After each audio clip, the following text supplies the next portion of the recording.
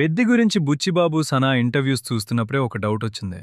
Over కాన్ఫిడెన్స్‌తో interviews ఇచ్చే directors సినిమాలు కొంచెం జాగ్రత్తగా చూడాలి అనే థియరీ ఇంకోసారి ప్రూవ్ అయింది.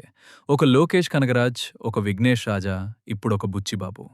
రిలీజ్‌కి ముందు లాజిక్, డీటెయిలింగ్, వరల్డ్ బిల్డింగ్ అంటూ టెడ్ టాక్ లెవెల్‌లో మాట్లాడతారు. థియేటర్‌లోకెళ్తే మాత్రం బేసిక్ ఎడిటింగ్ రిథమ్ కూడా మిస్సింగ్. ఆడియన్స్ ఏం పెట్టినా చూసేస్తారా అనే బ్లైండ్ కాన్ఫిడెన్స్ ఎక్కువైందేమో అనిపిస్తుంది. సినిమా స్టోరీ లైన్ పేపర్ మీద వినడానికి మాత్రం బాగుంటుంది. తన ఊరికి గుర్తింపు తీసుకురావాలని తపన పడే ఐడెంటిటీ లేని ఆటగాడు. ఓడిపోయిన ప్రతిసారి ఆట మార్చుకుంటూ ముందుకొస్తాడు. కాన్సెప్ట్ వినగానే గూస్ బంప్స్ రావాలి, కానీ స్క్రీన్ మీద ఎగ్జిక్యూట్ చేసిన విధానం చూస్తే మీమ్ టెంప్లెట్స్ గుర్తొస్తాయి. ఇమోషనల్ గ్రాఫ్ బిల్డ్ చేయాల్సిన చోట యాక్సిడెంటల్ కామెడీ జనరేట్ అయింది. రామ్ చరణ్ మాత్రం లుక్స్ మరియు పర్ఫార్మెన్స్తో ఇరగడీశాదు. ముఖ్యంగా ఆ మేజర్ ట్విస్ట్ కోసం ఈ సినిమా ఒప్పుకున్నాడేమో అనిపిస్తుంది. కానీ అదే ట్విస్ట్ కోసం అయినా స్క్రిప్ట్ ఇంకోసారి చదివి మనం నెక్స్ట్ టైం కలుద్దాం అనాల్సిందే. స్క్రీన్ మీద ప్రెజెన్స్ మాత్రం నెక్స్ట్ లెవెల్. సినిమా స్టంబుల్ అయిన చోట్ల కూడా తన స్క్రీన్ కరిజ్మా లాగేసిందే.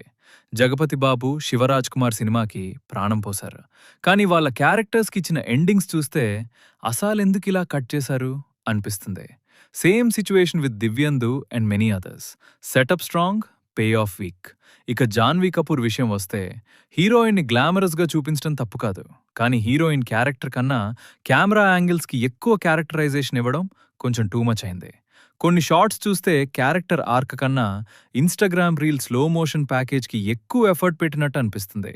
హెడ్ క్రాప్ చేసి బాడీ ఫోకస్ చేసే ఫ్రేమ్స్ రిపీటెడ్గా రావడం వల్ల గ్లామర్ ఏస్థెటిక్ కన్నా డిస్ట్రాక్షన్ ఎక్కువైంది.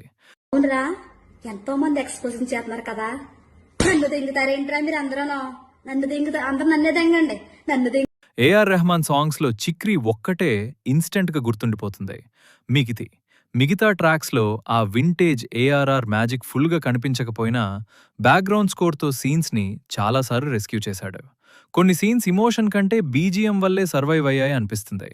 350 కోట్ల బడ్జెట్ అంటారు, కానీ స్క్రీన్ మీద కనిపించింది మాత్రం premium YouTube fan made cinematic cut.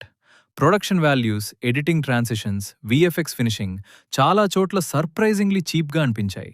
Cricket షాట్స్లో తీసుకున్న సినిమాటిక్ లిబర్టీస్, ఫైట్స్లో ఫిజిక్స్కి ఇచ్చిన వాలంటరీ రిటైర్మెంట్, కుస్తీ సీన్స్లో రామ్ చరణ్ ఫిజిక్ మీద పెట్టిన అటెన్షన్, ఇవన్నీ స్క్రిప్ట్ నెరేషన్ స్టేజ్లో ఎంత ఎక్సైటింగ్గా ఉన్నాయో ఎగ్జిక్యూషన్ స్టేజ్లో అంత అన్ఈవెన్గా మానారిపోయాయి. సేమ్ ఎనర్జీ ప్రెజెంటేషన్ మీద పెట్టుంటే సినిమా నిజంగా వీర్ లెవెల్కి వెళ్ళేది.